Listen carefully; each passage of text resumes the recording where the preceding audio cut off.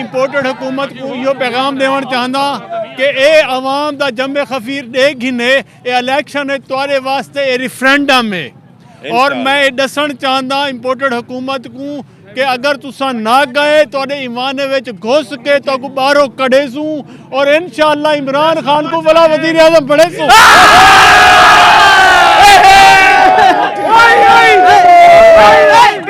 कारकुनान का जज्बा डिठे हुए काफ़ी तादाद है जितना कारकुनान मौजूद हैं और बड़े ही अपना नारेबाजी की पैन तकी में पूजे हुए रस्ते सारे बंद हैं। तुसा डीजी खान कने आ गए? असा डीजी खान कने आए हैं। डीजी खान के पकड़ धकड़ ही सारे कुछ वर्कर पकड़े गए हैं।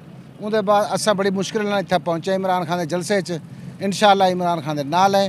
इंशाअल्लाह आने वाले वक्त इमरान खान वज़ीर आज़म उसे इन नून लीग गंजे दी ऐसी दी तैसी पैसे पैसे पैसे तो नहीं दिता इतना पूजन वास्ते, पैसे तो नहीं दिता इतना पूजन वास्ते ना सी ना असा आप वर्कर हैं कोई अपने खर्चे ते हैं सारा कुछ करके हैं अपना गाड़िया करके इमरान खान की मोहब्बत इन्हें जरा सी PTI की मोहब्बत असा इतना अपने मुस्तकबिल पे वास्ते आए हैं अपने बच्चे वास्ते आए हैं और